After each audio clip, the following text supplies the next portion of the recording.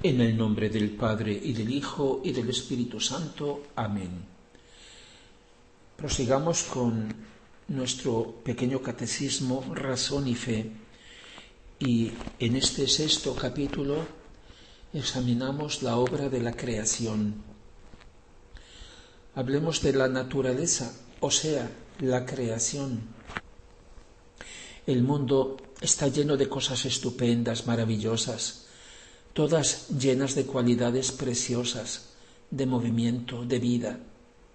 La llaman la naturaleza, pero su verdadero nombre es la creación, porque no se ha hecho ella sola, ha sido creada por Dios.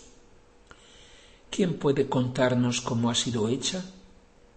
Nosotros no estábamos, nadie estaba presente, solo Dios nos la cuenta porque Él la ha creado. Ninguna cosa puede hacerse ella sola. Solo Dios puede saber cómo fue. Dios es el testigo que dice la verdad. Las majestuosas puestas de sol, la paz y la armonía de los campos y de todos los seres vivientes que Dios ha puesto en nuestras manos. Todas las cosas nos dicen que han sido hechas por nuestro Padre Divino, por Dios Creador y Padre.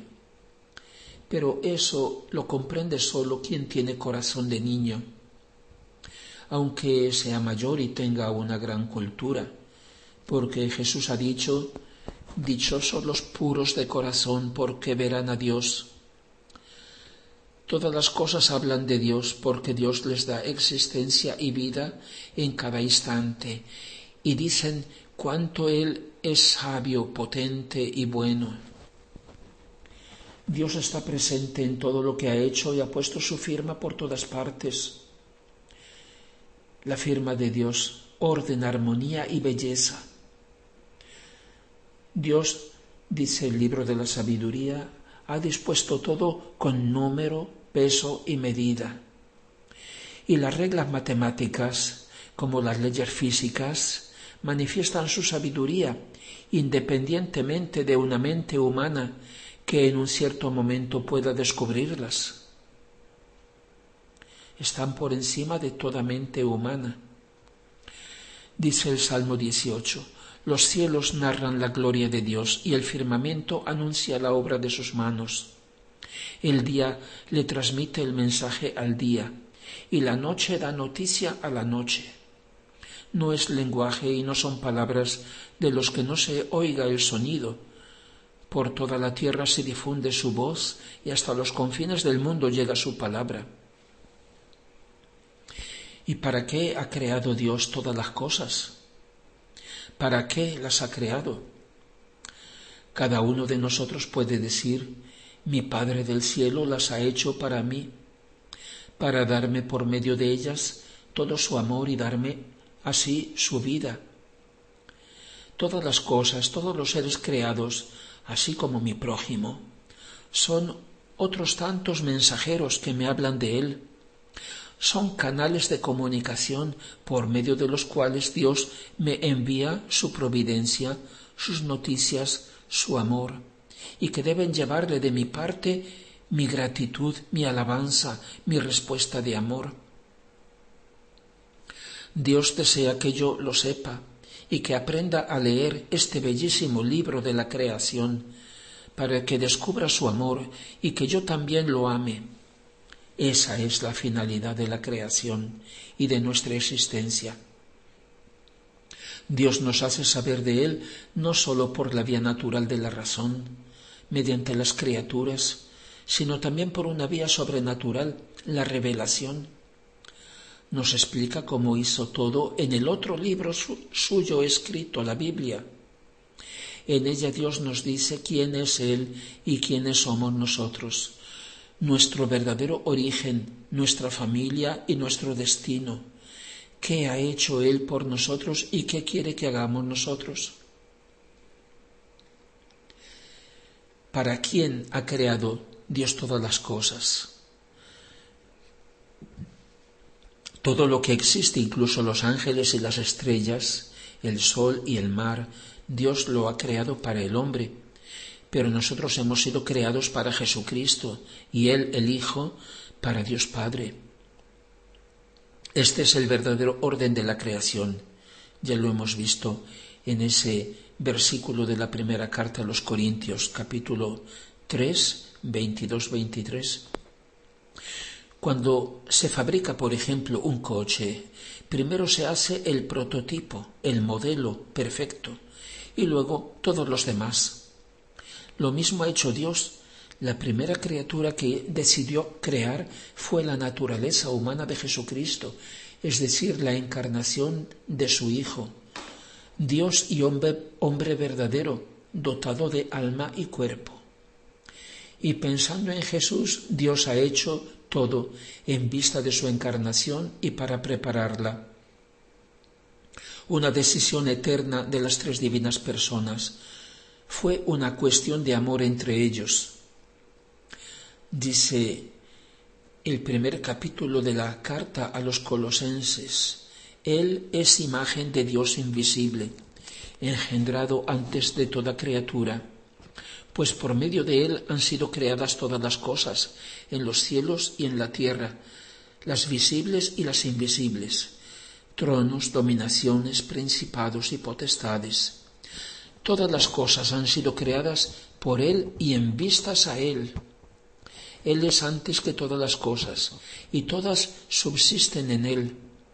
Él es también la cabeza del cuerpo, que es la Iglesia, el principio, el primogénito de los que resucitan entre los muertos, para tener la primacía sobre todas las cosas. El Padre Divino dio a su Hijo una maravillosa naturaleza humana, pero dijo: no es bueno que el hombre esté solo. Quiero darle una ayuda que sea semejante a él. Y fue darle una madre que fuera como él en todo y lo ayudara en todo, que tuviera el mismo corazón de Dios y amase a su Hijo con el mismo amor divino del Padre. Dios Padre, viendo luego a estos dos primeros, Jesús y María, que un día habían de venir al mundo, sintió tanta alegría y amor que quiso crear muchos otros hijos suyos, que fueran como ellos, es decir, la entera humanidad. Y para preparar la venida al mundo de Jesús y de María, Dios empezó creando, teniéndolos como modelo, a la primera pareja humana, Adán y Eva, de quienes nacería toda la humanidad, y en la plenitud de los tiempos también Jesús y María. Pero antes de crear a nuestros primeros padres, Dios quiso prepararles el lugar en que pudieran vivir, el cielo y la tierra. Primero la tierra en que debían crecer y multiplicarse, y donde cada uno había de dar su respuesta de amor y de fidelidad al Padre Divino. Y luego habrían ido al cielo a vivir con Él felices para siempre. En el principio Dios creó el cielo y la tierra. Con estas palabras empieza el testimonio de Dios, el primer libro de la Biblia, el libro del Génesis. Desde el primer capítulo conocemos la primera verdad de fe que decimos en el credo. Creemos en un solo Dios, Padre omnipotente, Creador del cielo y de la tierra, de todas las cosas visibles e invisibles. La carta a los Hebreos dice en el capítulo 11: por fe sabemos que los mundos fueron formados por la palabra de Dios, de modo que de cosas no visibles tiene origen lo que se ve. Debemos preguntar: ¿quién lo ha hecho? Dios, no la casualidad. Las cosas no se han hecho solas. ¿Qué ha hecho? Ha creado. O sea, ha dado existencia a todo lo que existe, a todos los seres que no existían y que por sí mismos no podían existir.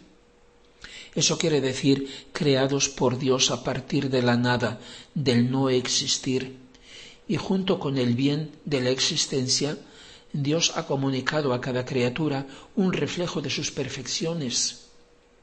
Los cielos y la tierra están llenos de su gloria. ¿Y qué ha creado? El cielo y la tierra. Todo. Las cosas visibles e invisibles, espirituales y materiales. Dice la carta a los Efesios, somos obra suya, creados en Cristo Jesús, para las obras buenas que Dios ha preparado para que las cumpliéramos.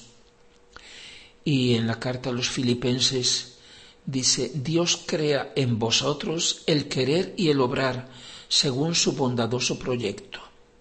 Es decir, Dios es el creador de cada pensamiento, latido y respiro nuestro. Cada acto de existencia, instante por instante, Dios lo ha preparado y creado desde siempre. ¿Cuándo ha creado? En el principio. Una decisión eterna, realizada antes del tiempo, por encima del tiempo, porque el tiempo es una dimensión de los seres creados. Dios es el principio, con mayúscula. ¿Y cómo ha creado? En 6 días, entre comillas, días, es decir, en 6 actos creativos, que son ciclos, como el día es un ciclo. Dios nos ha contado la verdadera historia de la creación. Dios, por medio de Moisés, nos dice cómo ha hecho la obra de la creación.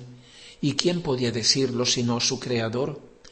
Solo su autor nos lo podía revelar. Pero supongamos que Dios no nos lo hubiera revelado realmente, que el primer capítulo del Génesis supongamos que fuera solo un cuento para niños o solo un símbolo o un relato mitológico. Sería absurdo entonces, porque Dios, habiéndonos dado una inteligencia, la dejaría en ayunas. De hecho, sería como si dijera al hombre, yo sé cómo ha sido todo, pero no te lo digo, aun sabiendo que tú solo nunca lo sabrías, porque tú ves tu presente, pero no sabes nada del pasado. Y si fuera solamente tener noticia de las cosas, poco mal sería. Pero el problema es tenerlas de nosotros mismos y de nuestro Creador, porque en eso nos jugamos nuestro destino. Nosotros podemos contarnos todo lo que nos parezca. Podemos jugar con los fósiles o con los telescopios o con el carbono 14. Pero ¿quién nos asegura que las cosas fueron así? Que esos restos o informaciones del pasado han llegado hasta nosotros sin modificaciones, tal y como eran entonces. ¿Quién puede decirlo en serio? Ninguna cosa se hace ella sola. Es verdad que hoy conocemos muchas cosas mediante la ciencia, las conocemos como son o como funcionan, pero no como eran, como llegaron a existir. Sabemos sin duda que cada ser que existe ha empezado a existir en un determinado momento, antes del cual no existía. Y si eso vale para cada ser o para cada cosa que vemos, lo mismo vale para su conjunto, para el universo. Muchos científicos hoy dan como seguro lo que es solo una hipótesis, lo llaman el Big Bang, o gran explosión inicial de la que habría tenido origen todo el universo. Una hipótesis que esconde en realidad una intención malvada, reducir todo a materia que evoluciona por sí sola y que no es necesaria una intervención de Dios, que de esa forma es negado. Pues bien, aparte el ser solo una hipótesis, uno de los infinitos modos como Dios habría podido crear, ¿qué es lo que habría explotado al principio? Algo debía de ser, un superátomo superconcentrado. ¿Y quién lo habría hecho? Y luego, ¿quién lo hizo explotar y por qué? ¿Y quién habría dado todas las leyes a la materia y a la energía para que todo funcionara? Por tanto, también por este camino, nuestra razón llega a Dios. Como Dios nos hizo alma y cuerpo, así en el principio Dios creó el cielo y la tierra. Dice el libro del Génesis. Ahora la tierra era confusa y vacía, y las tinieblas llenaban el abismo, pero el Espíritu de Dios se cernía sobre las aguas. Y Dios dijo: hágase la luz, y la luz fue hecha. Luz espiritual son los ángeles, y también la luz de este mundo. Dios es creador de las cosas visibles e invisibles. Así, en 6 tiempos, llamados días, Dios ha hecho toda la creación y, en primer lugar, los ángeles, espíritus puros. De ellos nos habla la primera carta a los Hebreos, desde el primer capítulo. ¿A cuál de los ángeles Dios ha dicho: tú eres mi hijo, hoy te he engendrado? Y yo seré para él padre y él para mí será hijo. Y de nuevo, cuando introduce al primogénito en el mundo, dice: lo adoren todos los ángeles de Dios. Mientras dice de los ángeles, él hace a sus ángeles como vientos, a sus ministros como llamas de fuego. Del Hijo afirma: tu trono, Dios, es eterno, y cetro justo es el cetro de tu reino. Has amado la justicia y odiado la iniquidad. Por eso te ungió Dios, tu Dios, con aceite de júbilo más que a tus compañeros. Y dice esto: tú, Señor, desde el principio creaste la tierra, y los cielos son obra de tus manos. Se acabarán, pero tú permaneces, envejecerán todos como un vestido. Como un manto los cubrirás, como un hábito, y serán cambiados, pero tú sigues igual, y tus años no tendrán fin. Y dice: ¿a cuál de los ángeles ha dicho: siéntate a mi diestra hasta que yo ponga a tus enemigos bajo tus pies? ¿No son todos ellos espíritus encargados de un ministerio, enviados a servir a aquellos que han de heredar la salvación? Por último, Dios dijo: hagamos al hombre a nuestra imagen, a nuestra semejanza, y reine sobre los peces del mar y los pájaros del cielo, sobre los animales domésticos, sobre todas las bestias del campo y todos los reptiles que se arrastran por el suelo. Dios creó al hombre a su imagen, a imagen de Dios lo creó, varón y hembra los creó. Dios los bendijo y les dijo: sed fecundos y multiplicaos, llenad la tierra, sometedla y reinad sobre los peces del mar y las aves del cielo, y sobre todo ser viviente que se arrastra por el suelo. Hablemos por último del tiempo y de la eternidad. El tiempo es el modo como se desarrolla la existencia de todos los seres creados.